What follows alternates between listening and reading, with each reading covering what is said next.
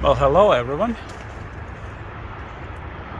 What we're looking at today is the amperage output of string 1.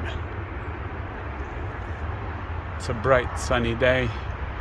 Batteries are charging. I think they're already above 90%. We'll put it up on the screen right here. But this is a typical output. It goes up to 17 amps when they are a little bit less hot. And right now we are looking at 128 degrees Fahrenheit on a string 1 panels that have a white background. So let's look at string 2.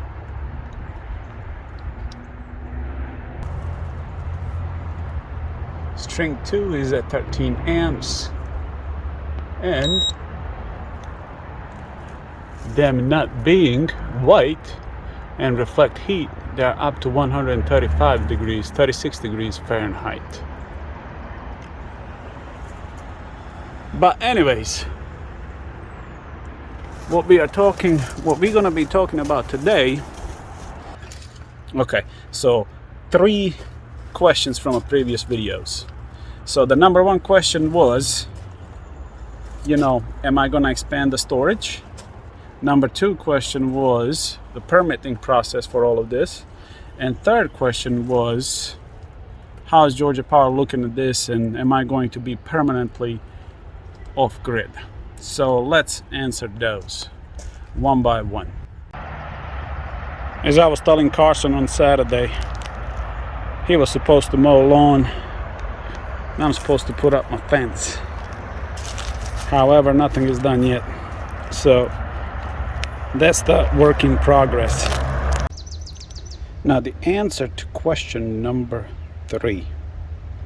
If I'm going to be off-grid permanently. Of course not. But here's the reason why I am off-grid right now. And it starts with this rust right up here. So let me show you that. Rust everywhere, and I think this service disconnect needs to be replaced together with the meter housing, or everything as a one unit.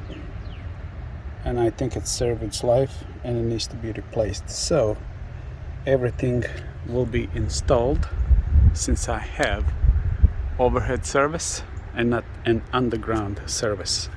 Why it's not replaced yet? This is the reason.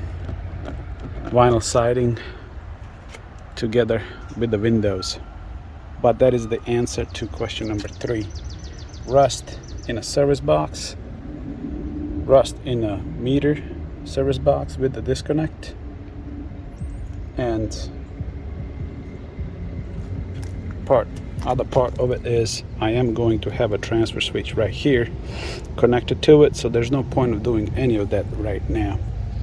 But transfer switch will be right here. I can be either on a solar grid or grid only. So in case something goes wrong with the solar system, I can just switch to a grid service while I'm trying to service the solar part of the system. Hopefully that answers the question number 3, if I'm going to be permanently off grid.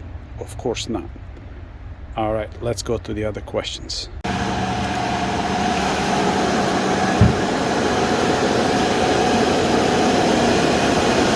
They are screaming right now. They're charging the battery, and I think it's almost full. They're gonna start ramping down, I think, here in about 10-15 minutes. But I'm gonna try to answer this as best as I can. Now, I do want to add more storage. Definitely. I want to add more storage. However, I don't know if I can find the same cells, because I would like to keep it uniform. These cells are 120 amp hours each. They've been performing super good so far. I can't really complain. I would like to keep it the same, but looking on Alibaba, I don't really see them. So Yes, I do want to add more storage. However, I want to see what kind of a production I get with the true Georgia summer, where when you get those rolling clouds, and it's cloudy for 15 minutes and it's bright and sunny for next 35 minutes. I want to see how that plays in with running the air conditioning all day long. But I think that would be enough.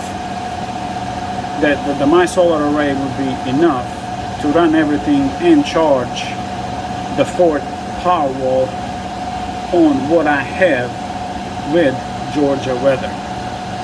So yes, that's an answer to that question. And I want to add a question number 4, which I've seen before. And that is not a question, but a statement from everybody. You cannot put these cells in horizontal position, you need to put them vertical. That might be true, that might not be true. That might be true if you have a high discharge and high charge currents, but considering that I'm below 0.2 C charge rate for each cell, I think I will be just fine. They said they're going to start leaking this, that, and the other. I don't know. Here's the inside after a year. You can see pretty much that I do have spider webs inside. I don't see anything leaking. I might even borrow a camera from my friend that's one of those snake cameras, and go in the back side and see what's going on there. This is my first Powerwall, and this was built in November of 2019, and I don't see nothing weird going on so far, other than I having a used cells, but and maybe they will give out sooner than the new cells. But judging by the spider webs, I don't think I have any leaks, and a close examination does not show anything, unless some of you can see something. So in summary, I don't see any leaks, I don't see any swelling. I can still move the cells. They're not swollen and whatnot, at least that I can see, judging by the first cells up on top. So my cells are doing fine so far. If they ever fail, I will post a video on that too. But I think this concept of this Powerwall in a Craftsman toolbox, I think it's working out good for me so far. Another question was permits. Did you have to apply for the permit? Yes, I did. And this is the way how I did. I called one of my buddies that does a construction. Since I'm in the real estate field, I gave him a call and I asked him, hey, I'm trying to put ground mount solar array in my backyard. What is the permitting process? He says, hey man, I never dealt with permits in regards to solar. However, call the permit department, planning and urban development department of our county over here, and ask what's required. The ladies that answer the phone will point you in the right direction. I gave him a call that same day. That was February 1st of this year. Before I even cut one tree in the back, I gave him a call and asked, in regard, I asked in regards to permitting, what do I have to do? I called, she answers the phone. I said, I am going to be installing solar panels on my property. Specifically, I am going to be installing them on a ground mount in the backyard. And what is the permit process for that? I said, that we outside on the ground, what is the permit process? She says, electrical only. And that's for our Gwinnett County here in the state of Georgia. Your county might be totally different in regards to what you need. Okay, I said, do I need to come down to the office and apply for the permit? She says, you do it online, fill it out. If you're going to be doing it yourself, mark yourself as a owner owner contractor and apply for the permit. I did. Electrical permit only. I apply, I pay my fee, I print out my permit. A couple of weeks passes by, the inspector calls me. He called me from his office number. He says, how far away is your project? What are you trying to do? I said, I'm installing the solar panels in the backyard on a ground mount solar array. I got electrical permit only. Is there anything else I need? No, electrical permit only. Okay. I said, I'm not doing anything right now because it's raining mad. I haven't even started yet. And I've been posting videos since I started clearing ground for the ground mounts. I cleared all the trees. I did everything else. I started working on the array. I put in the ground screws.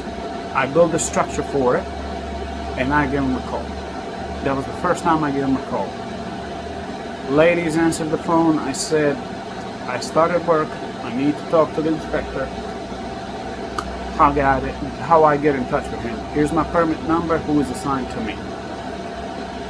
I left him a message. 2 weeks later, I left a message again. I don't know when they are going to come and inspect this. I don't know if I'm going to pass inspection. I don't know if I'm going to need to do something else. That's why none of this is closed. And then probably some kind of permit will be needed over there.